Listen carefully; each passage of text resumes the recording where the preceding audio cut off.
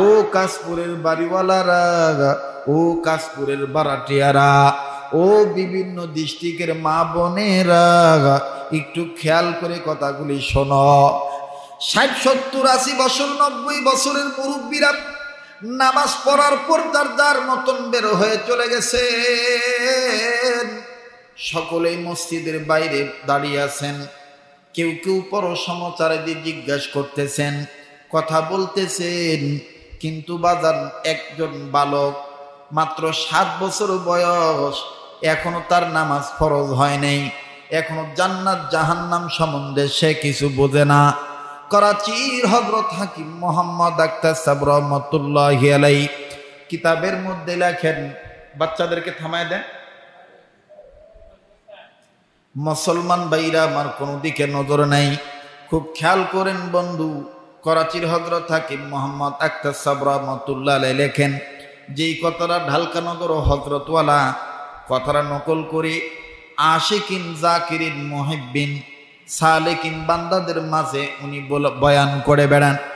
যেই কথাগুলি কিতাব আকারে হযরতওয়ালা নোট করে রেখেছেন, আমার বন্ধুগণ, আমার বাবাজিরা, মুরব্বীদের কানে আওয়াজ আসলো, 7 বছরের ছেলে মসজিদের কোনায় বসে বসে 2 হাত তুলে আল্লাহকে ডাক দিয়ে বলতেছেন, আল্লাহ গো, জাহান্নামের আগুন থেকে আমারে বাঁচায় দিও, জাহান্নাম থেকে আমারে বাঁচায় দিও, আল্লাহ গো, জাহান্নাম থেকে আমাকে বাঁচায় দিও। 80 বছর, 90 বছরের মুরব্বীরা, 60, 70 বছরের মুরব্বীরা একজন আর একজনকে ডাক দিয়ে বলতেছেন, ভাইরে, এই বাচ্চাটার তো এখনো নামাজ ফরজ হয় নাই, এই বাচ্চাটা এই বয়সে জান্নাত জাহান্নামের কি বুঝে? এই ছোট্ট বয়সে এই বাচ্চাটা এইভাবে কান্নাকাটি করে, লোকেরা নজর করে দেখেন।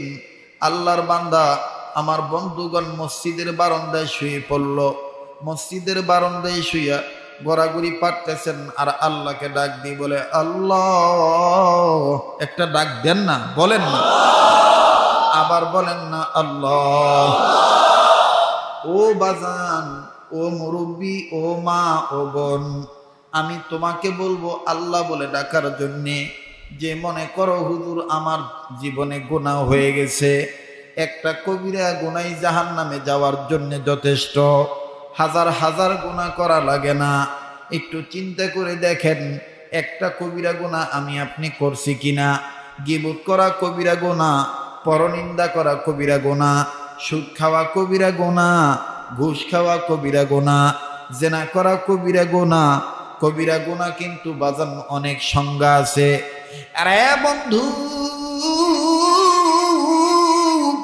তুমি আমি যদি জীবনে একটা গুনাহ এরকম করে থাকি, তাইলে তো তুমি দোষী, আমিও দোষী। এই অবস্থায় যদি তওবা না করিয়া মরিয়া যাই, একটু চিন্তা করিয়া দেখো তোমার আমার কবরে কি হবে উপায়। বন্ধু, হাকিমুল উম্মত থানবী বলেন, আল্লাহর এই বান্দা 7 বছরের বালক মসজিদের কোনায় কোনায় বসিয়া বসিয়া জাহান্নামের আগুনের ভয়ে কান্দিয়া কান্দিয়া চোখের পানি দিয়া নিজের গাল ভিজাইছে, চোখের পানি বেয়ে বেয়ে নিজের কোলে পড়তেছে। মুরব্বীরা ডাক দিয়ে বলে, এই বাচ্চাটা মোনাজাত শেষ করলে আমরা তার জিজ্ঞাসা করব, ও বাবা, এখনো তোমার নামাজ ফরজ হয় নাই, এই বয়সে তুমি কেন জাহান্নামের আগুনের ভয়ে কান্দো?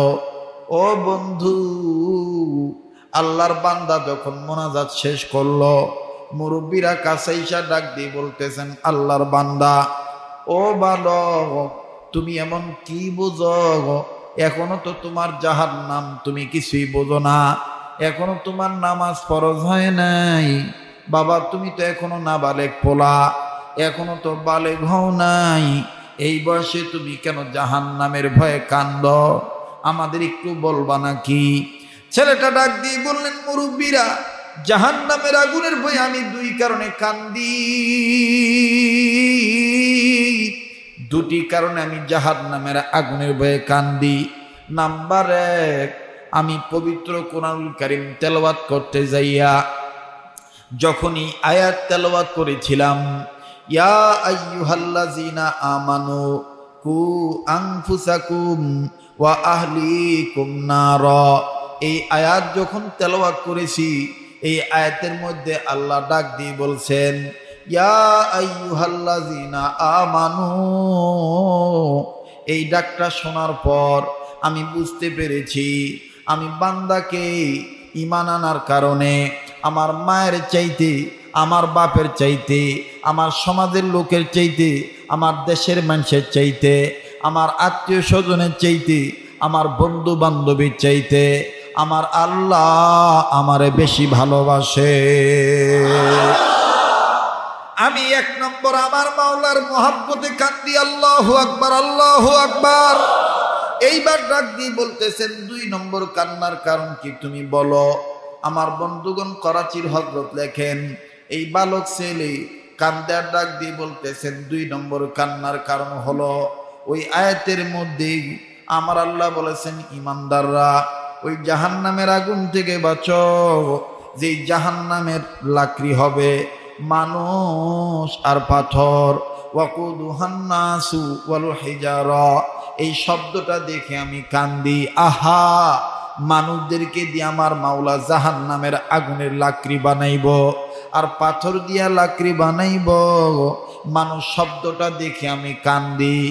এবার মুরব্বীরা ডাক দিয়ে বললেন, বাবারি তুমি তো এখনো এমন কোনো গুনাহ করো নাই, এখনো তো তুমি বালেগ হও নাই, ও বাবা তুমি কেন জাহান্নামের আগুনের ভয়ে এইভাবে কান্দো? বলে, মুরব্বীরা আপনাদের নজরে আমি বাচ্চা মানুষ, আপনাদের নজরে আমি ছোট মানুষ, কিন্তু আপনারা জানেন না আমি প্রায় সময় আমার মায়ের রান্না করার কাজে আমি নজর করে দেখছি, আমার মা যখন লাকড়ি দিয়া আগুন ধরে চুলার মধ্যে রান্না করে, আমি আমার মায়েরে দেখছি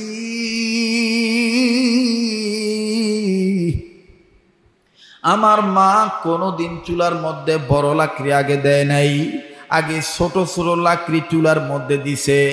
ছোট লাকড়ির গায়ে যখন আগুন দাউ দাউ করে ধরছে, তখন আমার মা বড় লাকড়ি চুলার মধ্যে দিছে আগুনটা ঠিক রাখার জন্যে। ও কাকা, আমি আলিয়াজগর জাহান্নামের আগুনের ভয়ে বাচ্চা বয়সে কান্দি, এই কারণে কান্দি না জানি কিয়ামতের ময়দানে আমার আল্লাহ আমি আলিয়াজগর ছোট্ট মানুষটাকে দিয়া জাহান্নামের আগুন আগে গরম করে, এরপরে বড় বড় মানুষকে দিয়ে দিতে পারে। আমি এই ভয়ে কান্দি। 60 জন 70 জন মুসল্লি চিৎকার দিয়ে বলেন আল্লাহ, চিৎকার দিয়ে বলেন না আল্লাহ, ডাক দিয়ে বললেন আল্লাহ। 60-70 বছর বয়স হয়ে গেছে, এইভাবে কখনো তোমার ভয়ে কান্দি নাই, অথচ এই বাচ্চা পোলাটা কেমনি তোমার ভয়ে কান্দে। আল্লাহ আমাদেরকে তুমি হেদায়েত দিয়ে দাও। এইভাবে আমার বন্ধুগণ লোকেরা যখন কান্নাকাটি করে, হযরত থানবী বলেন ওই সময় সমস্ত মানুষগুলি ইবাদতের মধ্যে দাখিল হয়ে গেল।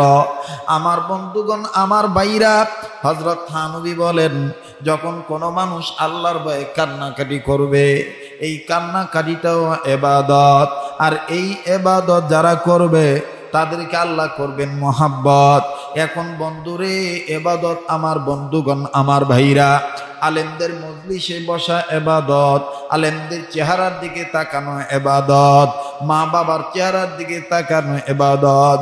হযরতে শাহ আবরুল হক রহমাতুল্লাহি আলাইহি হরদি হযরত বলেন, বান্দা বান্দি যদি খালিস নিয়ত নিয়ে 4টা জিনিসের দিকে নজর করে, আমার মাওলা তাদের আমল নামায় ইবাদত করার সওয়াব লিখে দিবে। চিৎকার দিয়ে বলেন সুবহানাল্লাহ।